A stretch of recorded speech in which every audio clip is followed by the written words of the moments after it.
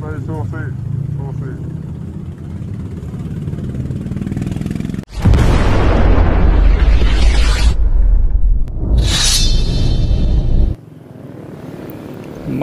Magandang gabi everyone. So yan, samahan nyo ako sa aking biyahe. Patungo tayo ng trabaho. Bumiyahin na ako ng gabi bago pa ako maabutan ng rally. Sa mga rallyista nga pala dyan, ingat-ingat tayo at mag-ingat. Dahil magulo na ang ating pamahalaan sa ngayon. Mahirap na makipagsapalaran, kaya doble ingat lang tayo sa ating mga pagkilos at sa ating mga ginagawa. So yan ang biyahe ko ngayong gabi. Ganda ng dito, daanan, maliwanag. Ito yung gusto kong bumiyahe sa gabi dahil wala gaanong traffic at hindi mainit, hindi gaya ng araw. Napakainit ngayon, kaya sa mga biyahero dyan na araw, magbaon ng maraming tubig at huwag magbabad sa init ng araw, magpahinga kapag napapagod. At uso ang sakit ngayon, uso ang stroke, kaya dapat marami tayong iniinom na tubig, lalo sa mga bumabiyahe ng tanghali.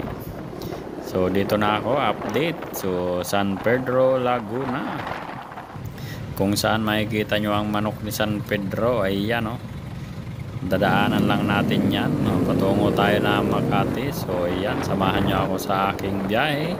Let's go!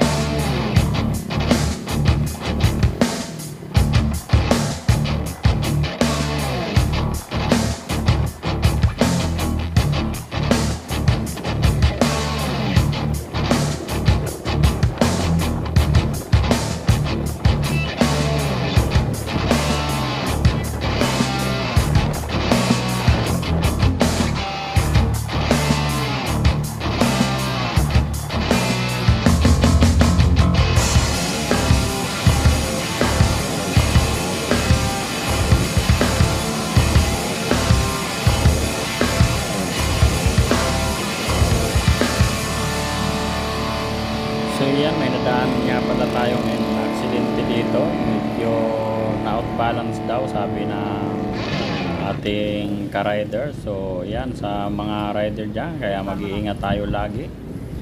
So yan, tinulungan namin ng ka-riders na isa para may tayo yung kanyang motor. Medyo nalasing yung motor, kaya na-outbalance daw siya.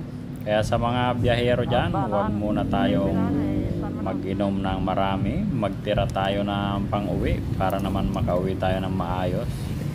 So yan, nag-decide na ako na tanungin si rider anong nangyari. Medyo na-outbalance lang daw siya, kaya bigla daw na matay yung motor niya.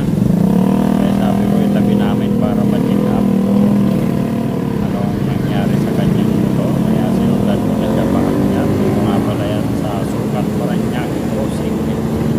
So yan, sinusundan ko siya. Maghahanap kami ng bakanting area para hindi kayo makaabala sa kalsada. So hanggang dito na lang. Have a good trip.